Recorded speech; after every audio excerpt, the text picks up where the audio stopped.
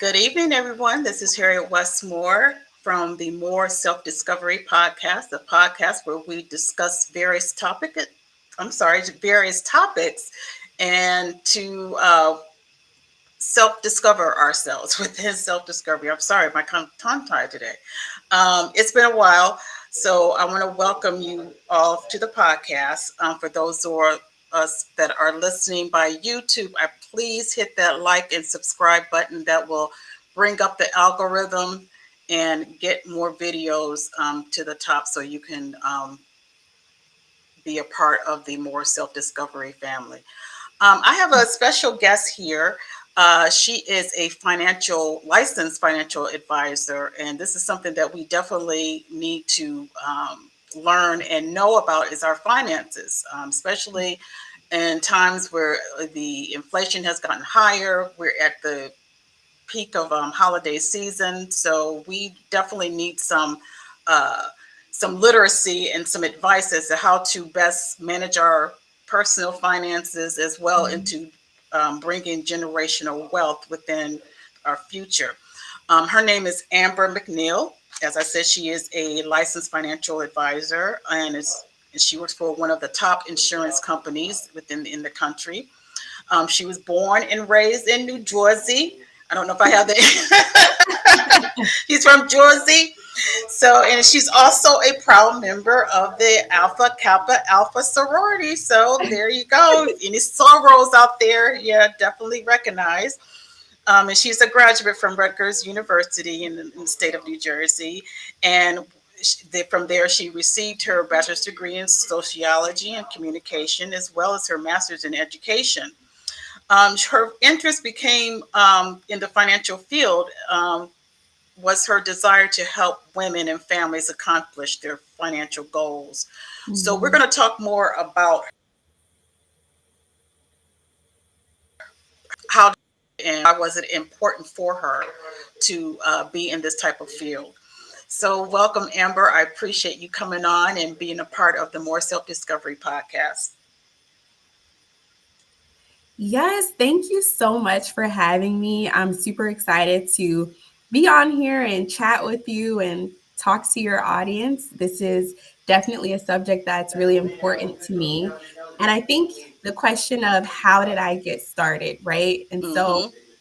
one thing I'll say, there's not a lot of women that look like me that are in the financial field. And so if anybody's interested in a career in financial services, please chat with me after. I'm looking to bring more Black women into this field, more women in general. So I think that's something I want to add there. But I never thought about being in finance. Actually, my family really struggled financially as I was growing up. We moved around a lot. I remember cars being repossessed. I remember lights being turned out.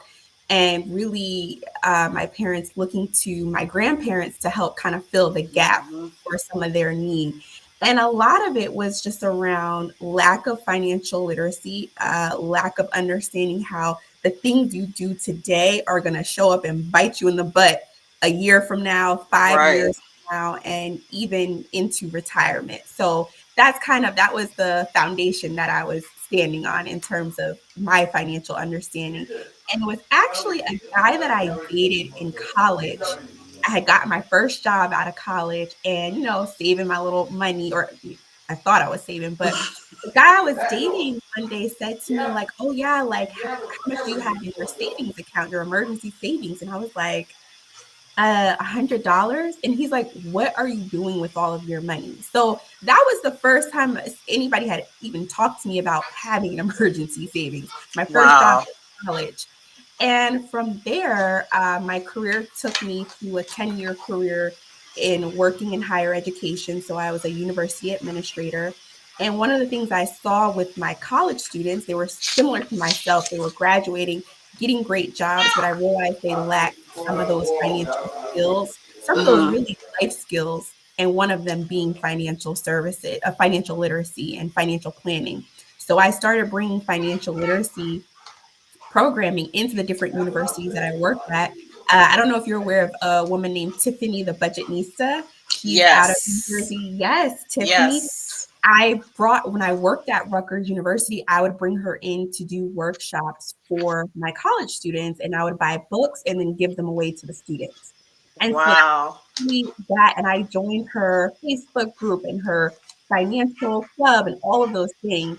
And then fast forward, really figuring out my own finances and wanting to get into real estate investing is what was the catalyst for me also trying to just educate more people. And eventually Mm-hmm. realized it was something I was good at.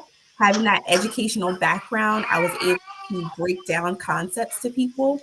And so it was easy for me to transition and say, you know what, this is really my purpose in life. This is what I'm supposed to be doing. So yeah, long story, but that was my route into leaving my 10-year career and going into financial services.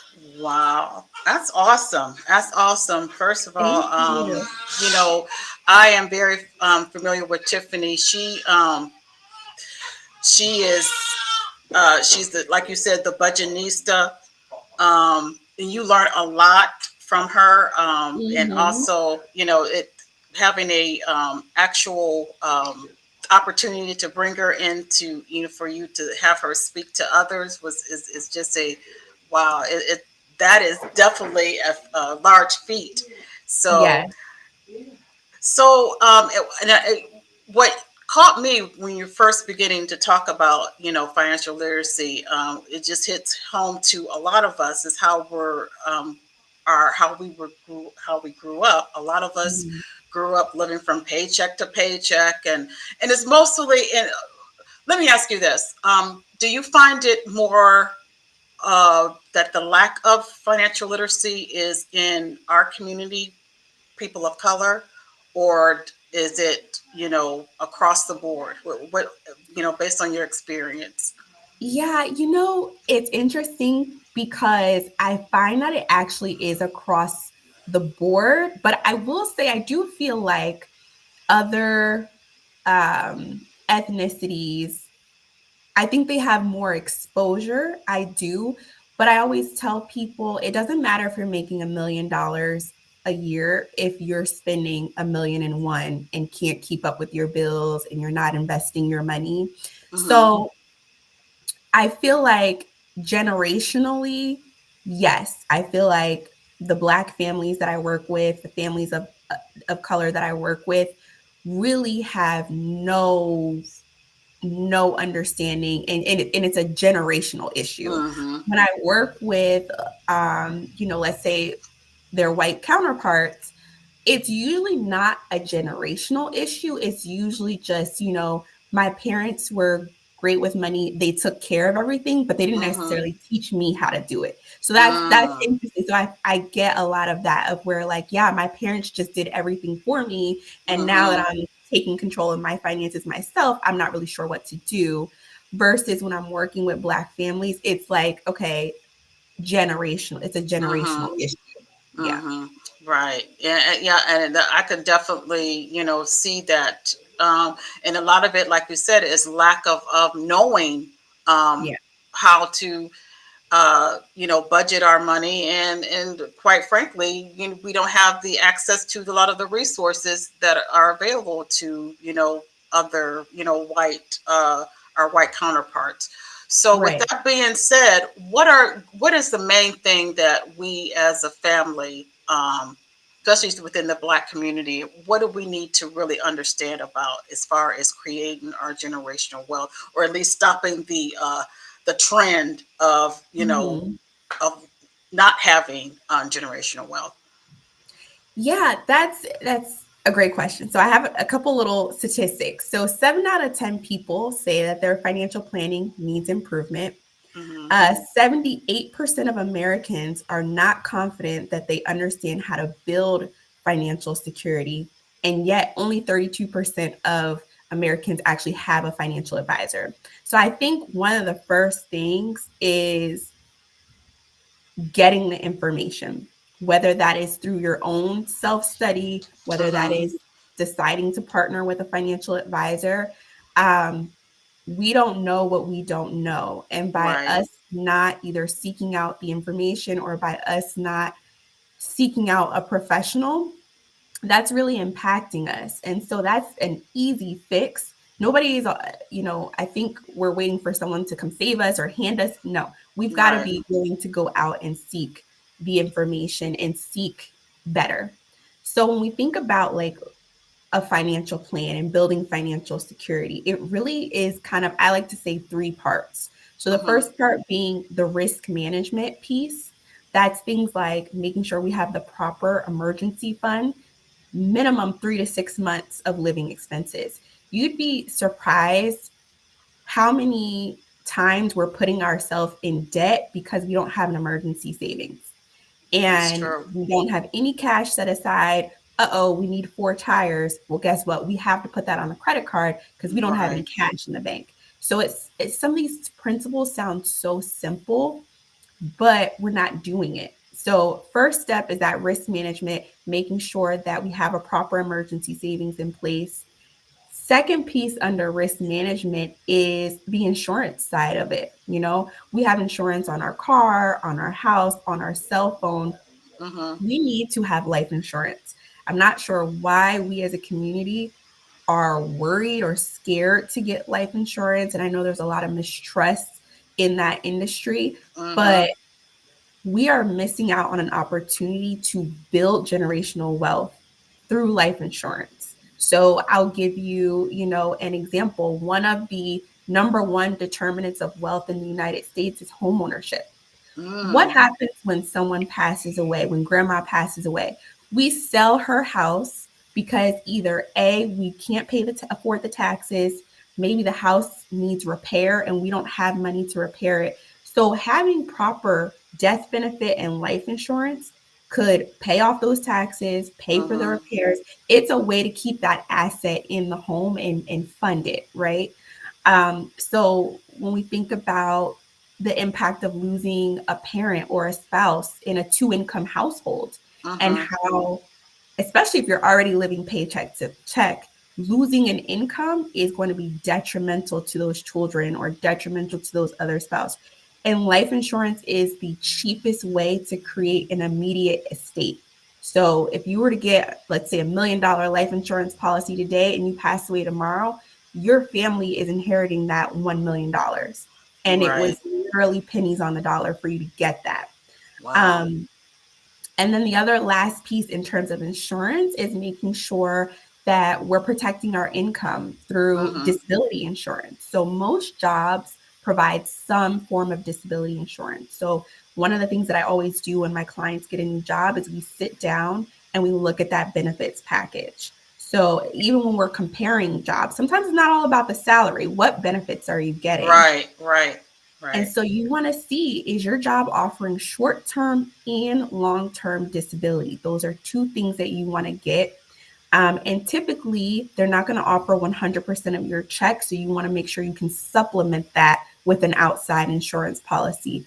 And women are more likely than men to go out on disability. Number one, because we can have children. Mm-hmm. And whether you decide to have children or not, our reproductive system, the issues that can come along, even if you don't have children. And then when we think about mental health concerns, women are more likely to seek support for their mental health, and their Right. doctor might put them out of work due to anxiety, depression, things like that. Whereas men are not going, and seeking that professional support as much. But yeah, Mm-hmm. I have seen, clients go out of work due to depression or anxiety. And if they don't have long-term disability in place, they're not getting paid. They're losing that income. So we don't want Wow. to do that. Exactly. Yeah. On the second kind of step when we're looking at that financial security is wealth accumulation. And Mm-hmm. that's just investing our money. We got to start investing our money. Black people, especially, are not investing their money. And I know there's a lot of fear. People don't understand how the market works, but Mm-hmm. this is definitely one of the missing links. Investing for retirement. As soon as you get a job, I don't care if you're making $15 an hour, start putting something away towards retirement. Because one day you're going to be 55 and you're going to call me and say, "Hey, Amber, I want to retire in 4 years. Do you Mhm. think I can retire? And I'm going to say, unfortunately, no, because we haven't consistently put enough money away. And then saving for kids' college education, that's really an area I love when I have clients that say, yes, I am, my parents put me through college, or I'm going to put my children through college. I love to see that. Mhm. So, and we can invest to do that. There's specific accounts that you can invest that are tax advantage, that when your child goes to school, you can pull that money out for them. And then thinking about wanting to buy a home, Mhm. and having to save up that down payment. Well, investing our money is a way to help that money grow quicker, so that in 5 to 7 years, you do have that down payment in place. Or if you want to start a business, you have that cash in place. So that second layer, like I said, is really the wealth accumulation, and based on our goals, putting our money in different areas. And then the final step is just wealth distribution, preservation and distribution. Mhm. So, we've worked hard all our lives to build up this nest egg.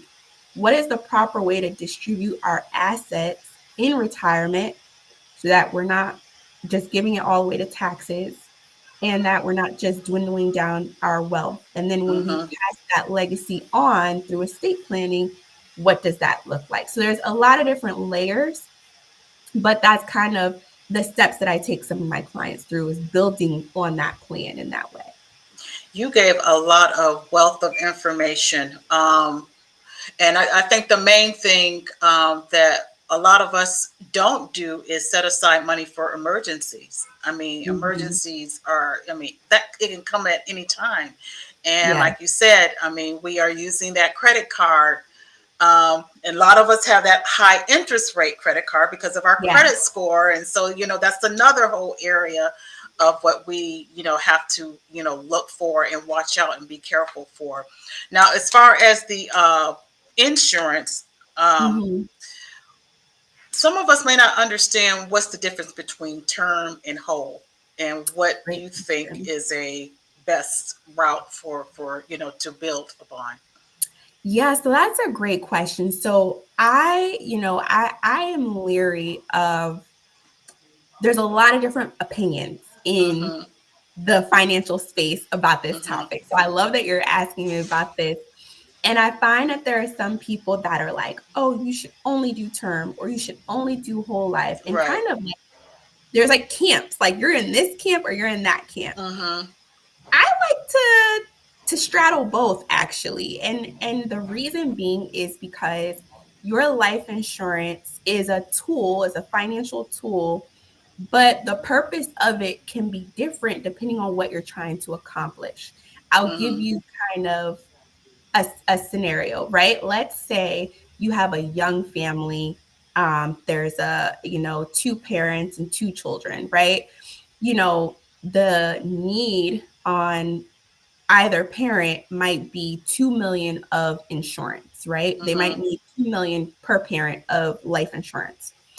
To get $2 million of life insurance in whole life might not be in their budget, because I always like to tell people, owning whole life is like equivalent to owning a house. There's a different Mm-hmm. cost that comes with it, has a Mm-hmm. different value. Term insurance is like renting an apartment. We still need somewhere to live. There's nothing wrong Mm-hmm. with an apartment. So understanding that you might pay a little bit more for that house, right? And so Mm-hmm. whole life insurance, it has a different price tag because it's a different tool. So Mm-hmm. when I have my young families, and let's say I'm like, okay, mom, dad, you each need 2 million of coverage. And how do we come to that number, right? First thing we Mm-hmm. want to look at is, what debt do we currently have, and are we going to be acquiring, that if we were to pass away, we want our family to be able to pay that debt and not be worried? For Right. example, a mortgage. Like, we want our spouse to be able to pay that mortgage off so that our family can remain in the home, right? Mm-hmm. Secondly, do we have children, especially children under the age of 18, that are still relying on being in a household where there's two incomes coming in. Mhm. What would it take to replace your income until they're 18 years old? Mm. Then we look at, okay, do we want to make sure they're able to go to college? What would that look like? And then lastly, we think about final burial and expenses. And then also a little bit of readjustment time, like if the other spouse needs to be out of work for 6 months, you Mhm. know, just really supporting. So that's that number. It might sound like a lot, but by the time you really allocate the dollars to those different things, it can come down. So I'd say to those clients, hey, we're not in a financial position to get $2 million worth of whole life. Mhm. What is most important is that we have the proper death benefit, because first and foremost, it's life insurance. We want the proper death benefit so Mhm. that that can go to your family, right? And then we look at, how do we want to break that down? Do we want to have some of it in term insurance because it's a lot cheaper? Term insurance is very, very cheap. So let me just Mhm. put that out there. If you're someone who's like, oh, I can't afford it, you can afford term insurance. Trust me. So it's very cheap. And there's a term to it. So that's the other piece. Term insurance Mhm. has an expiration date. If you are under the age of 50, I'm going to say this, do not get a 20-year term policy. Imagine being 20 years old, right? You're living your best Mhm. life in college. You're like, oh, yeah, okay, I'll get some term, 20 years. Now Mhm. you're 40 with two kids, and now your insurance is expired, right? It doesn't make sense. Right. So if you're under Right. the age of 50, do not get a 20-year term policy. It's just, you're throwing your money away. I just had to say that. There are other Good companies, advice. That's good yeah, advice. yeah, that you want to get something that has a longer term to it, or Mhm. a longer age to it. So, but on the other hand, so we might get the bulk of their insurance in term because it's cheap, but we might get a portion of their insurance, let's say 500,000, in whole life. And so whole life insurance, number one, it never expires. So Mhm. you're not going to have to worry about that. But it really also acts as an asset because it builds cash value and you're earning dividends on that policy. And why this is important is, number one, you're locking in the cost of your insurance. Term insurance gets more expensive over time. And then Mm. if you don't pass away within that term, Mhm. you all that money is gone. You don't So get it you back. pretty much forfeit everything that you put in Yes. in term. Okay. Yes. And then if you want to reapply to get more or extend your term, you might have to go through a medical. And it's going to be based on that age that you currently are. So, Ah. it gets expensive, right? And then the money is gone because the Mhm. term expires. So with whole life, it lasts your whole life. But the power of whole life is in the fact that, like I said, it is an asset like a home. So when you Mhm. think of your home, you can access the equity within your home. There's a number of Right. different ways that you can do that. So Mhm. same with the whole life insurance, you can access the equity from the dividends that have built in that policy. And there's a ton of different ways that people access, or reasons, excuse me, that people access it. You Mhm. know, whether that's, you want to remodel the bathroom and you don't want to take out a loan against your house, you can pull that equity from your life insurance. Let's Wow. let's say you're in retirement, and similar to our current climate, the stock market is down. And Mhm. let's say your 401k is down 20%. Well, I would say to you, hey, let's not pull money out of your 401k to live off of for this year. Let's pull that money out of your cash value policy while we Mhm. let the market rebalance so that your 401k can go back up. So there's so many different ways. And I always also tell people that have children, get whole life insurance on your children for sure.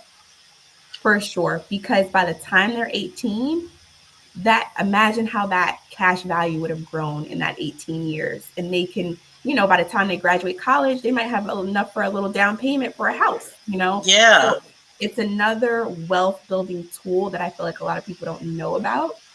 Um, but yeah, so I'm for whatever is best for your situation. So sometimes Mhm. people reach out like, oh, which insurance do I do? I say, well, I need to have a conversation with you first to Mhm. understand your current financial picture and what you want your insurance to accomplish. That's a long answer to say it depends. Right, exactly. But I mean, but you broke it down beautifully, because a lot of people don't know. I didn't know until was reading about it, and Mhm. I said, well, I looked at our policy, and yeah, I said, well, yeah, we definitely have whole, but yeah, you breaking it down like that and giving it the good and the bad. I mean, there's good and the bad between Yeah, either of them. So what I'm hearing is, can you um, uh, cross have some, like you said, you yeah, can, some can be term and some can be yep. whole. Okay. Yes, and I typically recommend that because so I'll tell you in my own plan, I have both term insurance and whole life insurance. Mm-hmm. And that is just because, I have some other goals with some of my money, so it didn't make sense for me to have all of it in whole life. But Mm-hmm. the cool thing about depending on the company that you're working with, this is a cool aspect of working with our company, is that our term insurance can actually be converted to whole life. So our Oh, insurance is convertible without going through any medical underwriting. So wow. if you are that younger person that's like, I can't really afford whole life right now, Mm-hmm. still get the term insurance because you want to lock in your health. That's the other thing. And I want to actually talk about this really quickly. Mm-hmm. So, anytime you're applying for insurance, you have to go through medical underwriting. So, Mm-hmm. again, back to the house analogy, how you have to go through financial underwriting to buy a house, you Right. have to go through medical underwriting to get life insurance. And the number one things I see of why Black people specifically get declined is because high blood pressure, BMI, and, Mm. and mental health. So Wow. when I'm seeing, and this is why you want to get life insurance when you're young and healthy. Mm-hmm. As you get older, it gets more expensive, and typically we become less healthy. And so we've got to change our mindset. People think life insurance is an old people thing. Yeah. Yeah. We don't talk about it at age 18. We don't. It's an old people thing, as if someone knows when someone's going to pass away. First of all, Right. we don't know. Like, Right. we don't know. If Exactly. COVID taught us anything, we don't know. Right. Mm-hmm. And so the reason you want to get it when you're young is because it's so much cheaper. And then it's based on your health at that time. Mm-hmm. Mm-hmm. So there's a rating system, and based on your health, that is how you'll get rated, and that's how much you'll pay based on what level you fall in that rating system.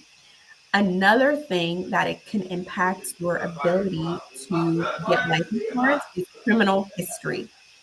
And Oh. yes, so if you have a felony or certain misdemeanors, there is a 10-year waiting period from when you last served time, and that served time includes parole. So Mm. let's say you were in jail for 10 years. Mm-hmm. Let's say you were on parole for 5 years. You've got to wait 10 years from the last date of you being on parole before you can get life insurance.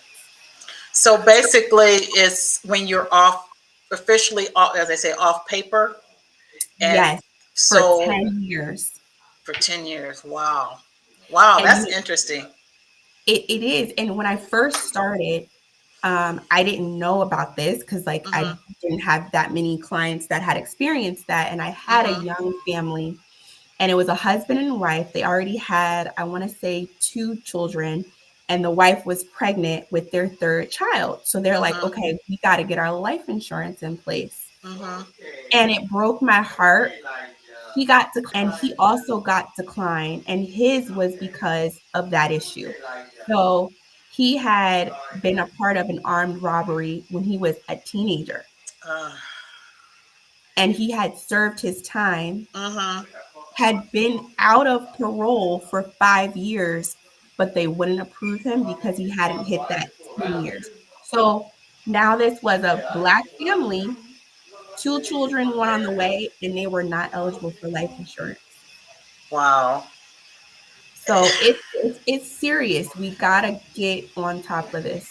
Yeah. Absolutely. Yeah. Oh, that is sad. I mean, and knowing from experience in my line of work, and I tell everybody, especially our Black families, the system will keep you in the system as long as long as they Yeah. can. So be mindful of that, because this is prime example. Um, he's still paying for Yes. something that he's done when he was a teenager, when he was a young Yes. man, and now he has paid his debt to society. He's now Yes. a husband, and he has a young family, and he's trying to do the right thing, and he's being denied because of something that he did maybe Yes. 20 30 years ago. Yep. Yep. So I'm telling you, it's a lot that going back to what I would say, how sometimes we don't realize the things we do today, they show up. They show up Exactly. later. They show up later. Exactly. Exactly. Wow. So with situations like that, when you're being denied, Mhm. what other Yeah. options So do you have? great question. Typically, when I have a family that's being denied, I will say, okay, we need to beef up our emergency savings Mm-hmm. and we need to work on paying down debt. And I also talk to families about, ways that they can increase income. So one of the things that I find with some of my clients, and when they meet with me, we're talking about everything. So Mm-hmm. if I find that, they're working in a job where they're not really bringing in income that's sufficient for their lifestyle, we talk about that. I ask Mm-hmm. them, like, what is our plan to increase our income? What we do like a 15-minute goal session at the beginning of all my calls, because I Mm-hmm. want to know, like, what are your career aspirations, because that's going to impact your family. But then also going back to those work benefits, I say, okay, if you're not eligible for private insurance, let's max out work benefits. Like, what can, because with work benefits, you don't have to go through a medical. You Oh. don't, yeah, you don't have to do any of that. You just sign up during open enrollment. You got to do it in that first 90-day window typically, so Mm-hmm. that they don't ask you for a medical. But the thing with those work benefits is that it's predicated on you being at that job. Mm. So Mm-hmm. that's the only caveat there. And then I have some situations where the insurance company will say, hey, we will do a reconsideration of this application in 1 to 2 years.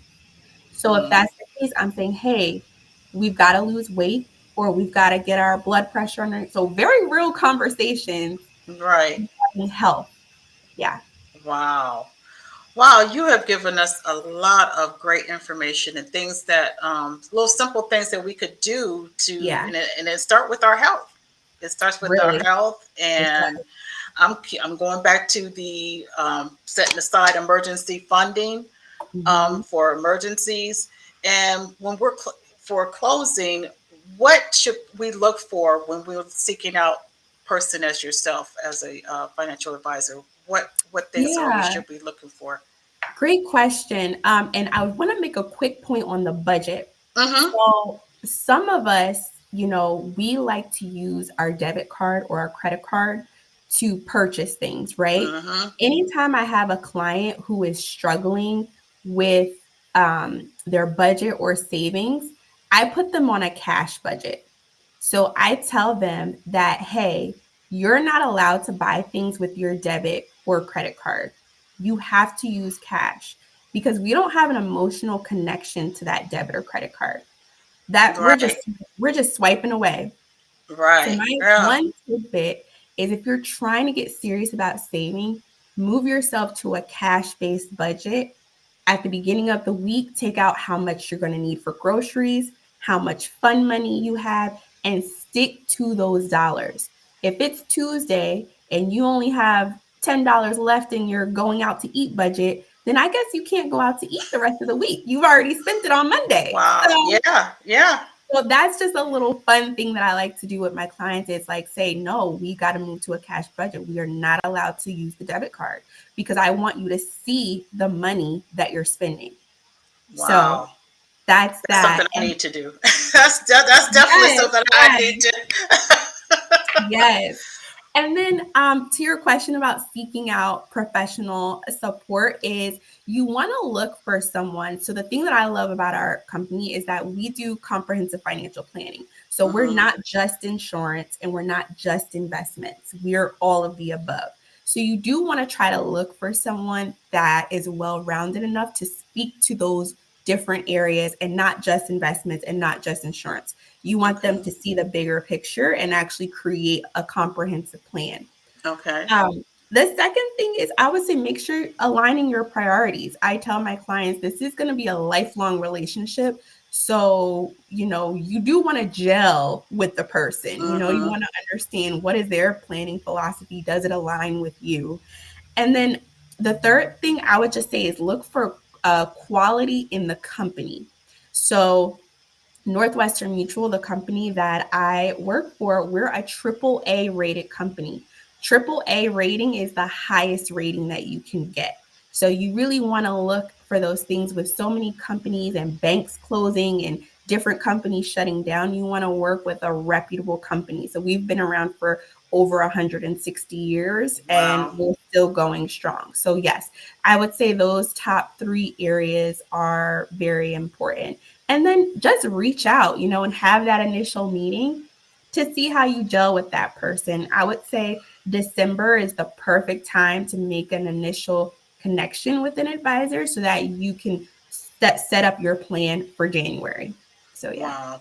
Great advice. And if people wanted to personally reach out to you, can they? Or what are they? Yes. Okay. So those who are watching the actual podcast, you can reach out to Amber at amber.mcneil at N as in Nancy, M as in Mary.com. For those who are listening by audio, I will put her information in the show notes. So I would very much encourage everybody, myself included, which I think you just gave me some things that I know I really need to do. So I might have to sign up and have an appointment with you myself. Yes, please. And yeah, this is our financial future. Mhm. And just a quick disclosure: I just now became a grandmother, and so I'm Congrats. already, thank you. I'm already thinking about his little future and Yes, things that as grandparents, we could do for our grandkids. yes, So yes, for sure. Grandparents play a huge role in their grandchildren's financial future as well. So, Amber, I so much appreciate you and all the great information that you have given us, and the way you just break things in simplistic terms that even the lay person like myself can understand, and get us to thinking. Mm-hmm. Because I mean, let's face it, especially with the budgeting and using that debit card, you're right. I don't have a connection. And if I see Yeah. something online, oh, I could just use the debit card or credit card. And whereas the cash, I'm more apt to not want to, give up my cash too quick. Right. Yep. So, yeah. So, everybody, thank you so much for being a part of this podcast. I've always tried to bring wealth of information through uh, experts who are experts in their field to, give us some knowledge and how we can better ourselves and into our own self discovery. So, thank you again. And Amber, I will be Thank reaching out to you. you soon. Yeah. Again, for those who are listening on YouTube, please hit that like and subscribe button, and there will be more podcasts like these to come. So take care, everybody. Bye.